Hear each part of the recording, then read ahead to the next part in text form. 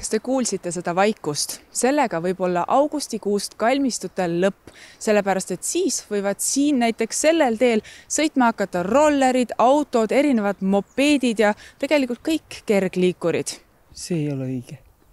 Surnutel peab olema rahu. Eks ole, siin võib ju jalutada käia.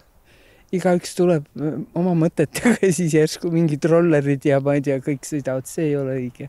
Siin praegu, kus me oleme, on selline suurem tee, et siit võib-olla tõukerattaga väga mingit kahju otseselt ei tekitaks, välja arvatud lärm. Aga ma saan aru, et mure on teil ka selles, et mis saab edasi, et kuhu need tõukerattad, rattad sõita võiks. Ja eks nad hakkavad seda metsakalmistut lõikama, et siit erinevatesse Pirita asumitesse siis nagu kiiremini kohale jõuda.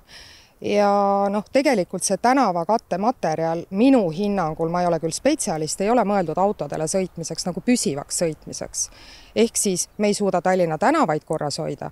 Nüüd me siis rikume ära ka kalmistute kõik need liikumisrajad, kus kohas inimesed võiksid siis nagu normaalselt saada liigelda. Asja eest vastutavate sõnul suurendab see uus määrus ligipääsetavust kalmistutele.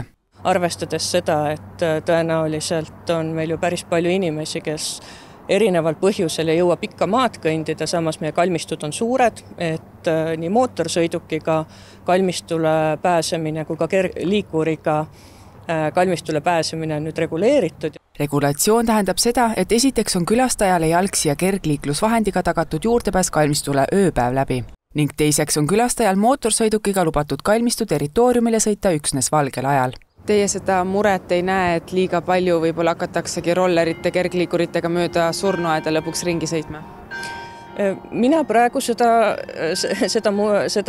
nagu muret ei näe, sellepärast, et kui me nagu üldse mõtleme kalmistutest kui kalmistuparkidest, tegelikult jah, seal on muidugi see, et kohane on käituda pisut tõesti teistmoodi kui mõnes muus pargis. Ehk et tegelikult ju kalmistupargid on ju linnaruumi üks osa.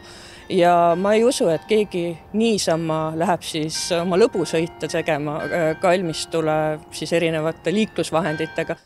Kergliikurid ja mootorsõidukid lubatakse siia kalmistule, aga see-eest keelatakse ära näiteks tehisvalgustusega küünlad ja tegelikult on kirjas ka see, et plastmassi ei tohi enam siia tuua, et mis siit üldse siis järele jääb?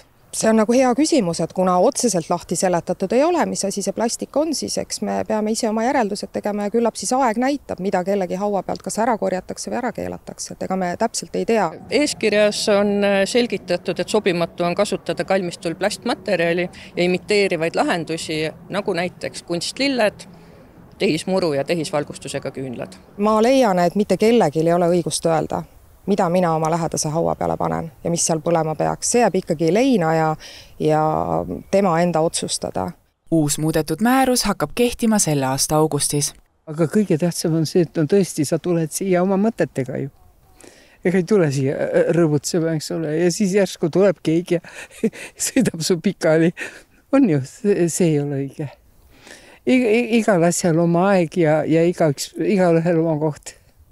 Ja rollerite koht ei ole surnud? Rollerite koht ei ole küll kalmistu, see ei ole nüüd üldse nende koht.